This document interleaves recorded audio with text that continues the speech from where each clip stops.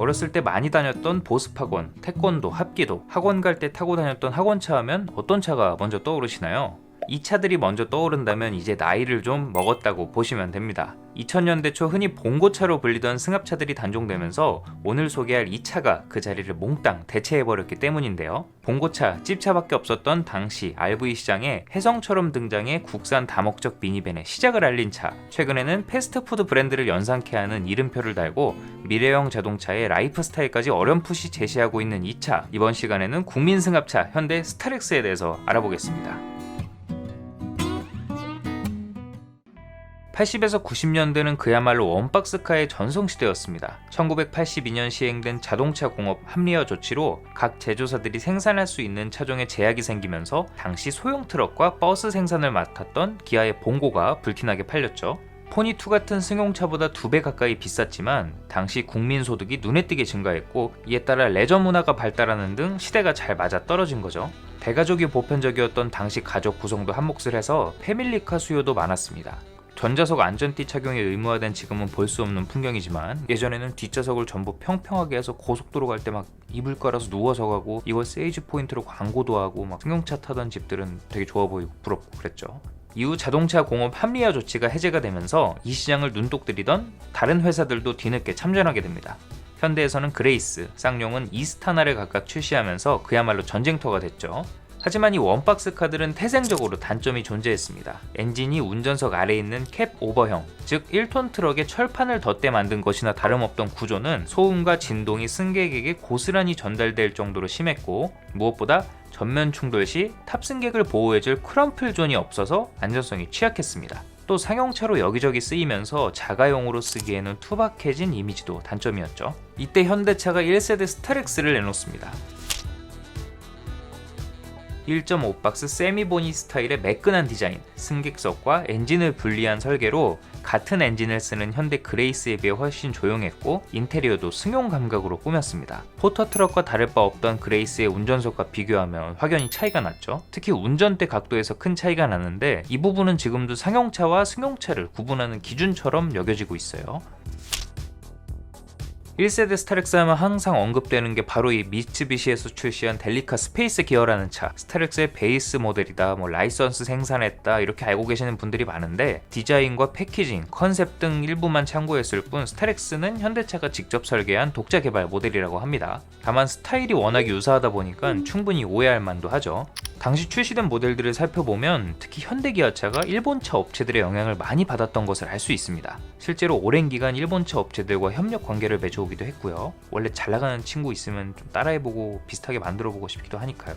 지금도 그런가요? 스타렉스는 전장이 짧은 기본 모델과 휠 베이스를 늘린 전보 모델로 이원화했고 7인승, 9인승, 11인승, 화물용 밴까지 준비해 다양한 수요를 만족시켰습니다. CD 플레이어와 AV 시스템, 듀얼 썬루프 등 그레이스에는 없던 고급 사양을 대거 적용했고 고급형 RV임을 내세우면서 가격도 좀 더 비싸게 책정했는데도 소비자 반응이 상당히 좋았죠.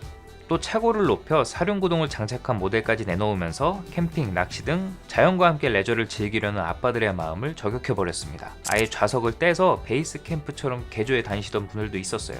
엔진 라인업도 다양했습니다. 포터와 동일한 2.7L 4기통 디젤 엔진을 사용했고 정숙성이 돋보이는 2.4L 가솔린과 2.4 LPG 후에 V6 3.0 LPG 엔진도 내놓았지만 연비가 나빠 판매량은 많지 않았죠. 6기통 LPG 엔진의 가속력은 상당했다고 하네요. 이후 미니버스 시장에서는 현대 그레이스와 기아 프레지오, 쌍용 이스타나 등 원박스카와 경쟁을 했고 나중에 등장한 기아 카니발과는 태동기 미니밴 시장도 함께 나눠 가졌습니다. 2002년 간단한 페이스리프트를 거치면서 외관을 깔끔하게 손봤고 소렌토에 사용하던 2.5L 커먼 레일 디젤 엔진을 장착해 성능을 개선했습니다. 참고로 현재 포터에도 사용하는 그 엔진이죠. 2004년 큰 폭의 페이스리프트로 귀여운 얼굴을 장착한 뉴 스타렉스가 출시되면서 스타렉스에게 전공 선택의 시간이 찾아옵니다. 안전규제로 봉고차들이 하나둘씩 단종되기 시작하면서 얼떨결에 같은 해 단종된 그레이스의 포지션까지 떠맡게 된 건데요. 막상 원박스카가 사라지자 처음부터 완전한 미니밴이었던 카니발에 비해 승합차에 가까운 스타렉스가 가격도 저렴했고 사람을 실어 나르기에도 편리했죠. 이때부터 교회와 학원, 어린이집, 인력사무소 등에서 스타렉스를 많이 사용하기 시작하면서 국민 승합차로 확실하게 자리매김하게 됩니다. 지금은 당시 만들어진 국산차들이 그렇듯 차체 부식이 워낙에 심해서 무지개 다리를 건넌 친구들이 많고 제3세계 국가들로 입양 간 친구들도 많아서 도로에서 예전만큼 많이 보이진 않죠. 또 노후 경유차 조기 폐차 지원 정책도 힘을 보탰고요.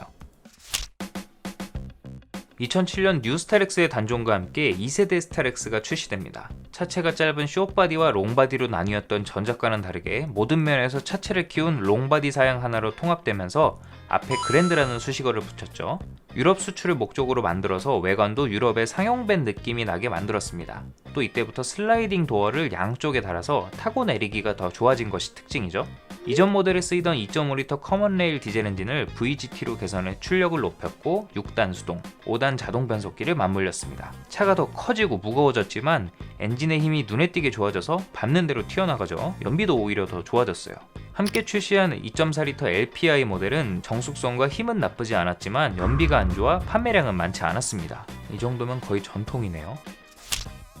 혹시 법타렉스라는 말 들어보셨나요? 법인 소유의 스타렉스 혹은 법인 카드로 기름값 걱정 없는 스타렉스를 뜻하는 말인데요. 디젤 엔진의 시원한 출력으로 고속도로를 질주하는 스타렉스가 많아져 이런 별명이 붙었습니다. 후륜구동에 밟는 맛이 있다는 건 인정하는 부분이지만 빠르게 달리기 위한 차가 아닌 만큼 운전에 주의가 필요한 차량이죠. 특히 후륜구동 특성상 눈길이나 빗길에 취약하고 무게 중심도 높아서 고속주행 시 균형을 잃기가 쉽습니다. 한 번에 많은 인원이 타는 차량인 만큼 대형 사고로 이어지는 일이 많기 때문에 안타까운 뉴스도 종종 나왔죠. 이런 이유로 지난 2013년 11인승 이상 승합차에도 110km 속도 제한 장치가 의무화되면서 과속을 미연에 방지하게 됐는데 자가용으로 11인승 모델을 선택하는 사람들이 많이 줄었고 이건 카니발도 마찬가지였습니다. 안전한 이동에 도움이 되는 조치인 것은 분명하지만 아쉽다고 느끼는 분들도 많았죠. 타보신 분들은 아실 거예요. 그 110km 넘어가면 매갈이 없이 웅웅대는 그 답답한 느낌. 실제로 법 개정 이전에 출고된 차들 속도 제한 장치가 장착되지 않은 차량의 중고차 값이 뛰기도 했어요. 1세대에 있었던 사륜구동은 어떤 이유에선지 출시 6년이 지난 뒤에 추가가 됐습니다. SUV가 다양해진 지금은 1세대처럼 레저용보다는 미끄러운 골목을 누빌 일이 많은 어린이 통학 차량에서 주로 사용되고 있더라고요. 이후 2015년 간단한 페이스리프트를 거쳐 내외관 디자인을 깔끔하게 손봤고 배기가스 규제에 따라 요소수 장치를 추가했습니다. DMB 내비게이션과 통풍 시트 같은 편의사양을 추가해 상품성도 높였죠. 여담으로 활용도가 높은 차량인 만큼 다양한 특장 모델도 등장했는데요. 1세대부터 있었던 리무진은 물론이고 앰뷸런스, 냉동탑차, 장애인 이동 차량, 레카와 픽업 트럭으로 개조되기도 했고요. 집채만한 모터홈 캠핑카가 등장하기도 하고 팝업 루프가 들어간 순정 캠핑카도 나왔죠. 또한 특장 업체에서는 스타렉스의 차체를 늘려 15인승 모델을 만들기도 했습니다. 봉고가 단종되면서 15인승 미니버스 시장이 텅 비어버렸고 그 틈새를 공략하기 위해 만들었다고 하는데 독특하죠. 하긴 대안이 없었습니다. 예전처럼 15명을 태우려면 소형 버스인 카운티나 솔라티 같은 대형 밴으로 가야 하는데 이놈들은 가격이 스타렉스의 2배를 뛰어넘죠. 기동성도 훨씬 떨어지고요. 때문에 예전 봉고차들이 노후됐는데도 불구하고 고가에 거래되면서 그 자리를 위태롭게 지키고 있었죠. 최근 르노 마스터버스가 들어와 그나마 해소가 되고는 있는데 이건 또 자동을 안 들고 와가지고 참... 이를 의식했는지 2014년에는 현대에서 어린이 통학용 15인승 버스를 출시하기도 했습니다. 지금 있는 솔라티나 마스터처럼 좀 저렴하게 내놓길 바라봅니다.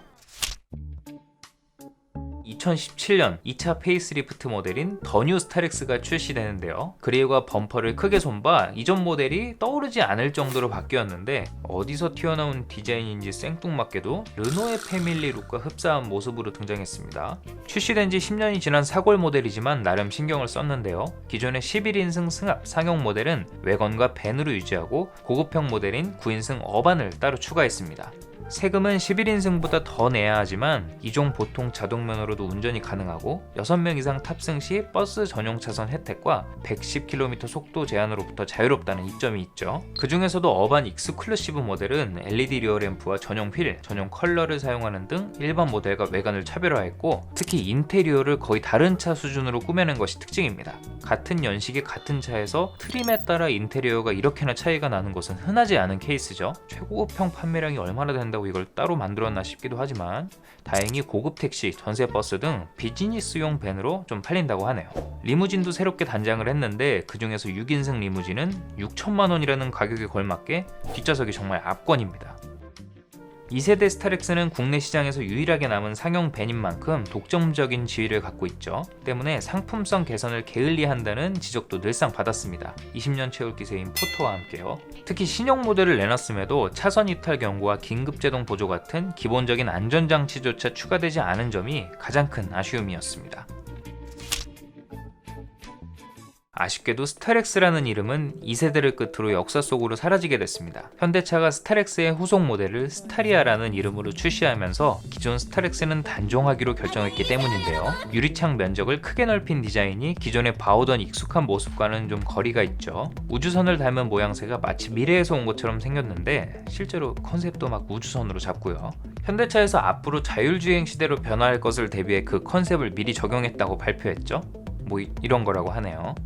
새 플랫폼을 적용하면서 기존의 후륜구동 방식을 버리고 카니발과 동일한 전륜구동 방식으로 교체했습니다. 사륜구동은 그대로 유지했고요. 엔진은 카니발과 동일한 2.2L 디젤 엔진이 탑재가 됐고 판매량이 저조했던 2.4L LPI는 V6 3.5L LPI 엔진으로 대체돼서 힘이 상당히 좋아졌습니다. 고속도로의 제왕은 이제 스타리아 가스차가 될 수도 있겠네요. 또 수소 연료전지 모델도 추가한다고 합니다.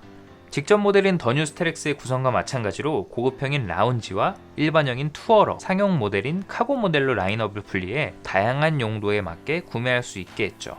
더 커진 차체로 거주성을 높였고 전동식 도어나 2열 VIP 시트 같이 카니발 부럽지 않은 고급 사양도 갖췄습니다. 덩달아 가격도 많이 올랐죠. 새 플랫폼을 탑재하고 서스펜션도 개선해 승차감이 좋아졌다고 합니다만 실제로 타본 사람들은 그냥 기존 스타렉스와 큰 차이가 없다고 하네요. 숨겨지지 않는 상용 모델의 한계 그런 걸까요? 다만 이전 모델의 단점 중 하나였던 유압식 핸들을 전자식으로 바꾸면서 차로 유지 보조가 가능해졌고 스마트 크루즈 컨트롤을 비롯한 반자율 주행 장비를 화물용 밴에도 기본 사양으로 탑재했습니다. 그 어떤 차보다 도로 위를 달리는 시간이 많은 차량인 만큼 주행 안전 장비를 빵빵하게 챙긴 건 환영할 만한 부분이죠. 뒷좌석을 카메라로 확인할 수 있는 캐빈캠이나 어라운드 뷰 등 고급 안전 사양도 추가해 아이들을 태울 때 좀 더 안전한 차가 된 것도 좋고요. 지금까지 우리나라의 레저 문화를 함께 만들어간 차이자 국민 승합차로 자리매김한 스타렉스에 대해서 알아봤습니다. 어렸을 때부터 성인이 된 지금까지 함께할 일이 많았던 차라 그런지 정감이 많이 가는 모델인데요. 스타렉스에게서 바톤을 넘겨받은 스타리아가 어떤 추억을 만들어줄까요? 앞으로도 명실상부 국민 승합차, 국민 봉고차로서 그 위엄을 유지할 수 있을까요? 구독자 100명 돌파, 이 자리를 빌어 감사드립니다. 다음에도 흥미로운 이야기로 찾아오겠습니다. 사소하지만 궁금한 이야기 멜론 머스크였습니다.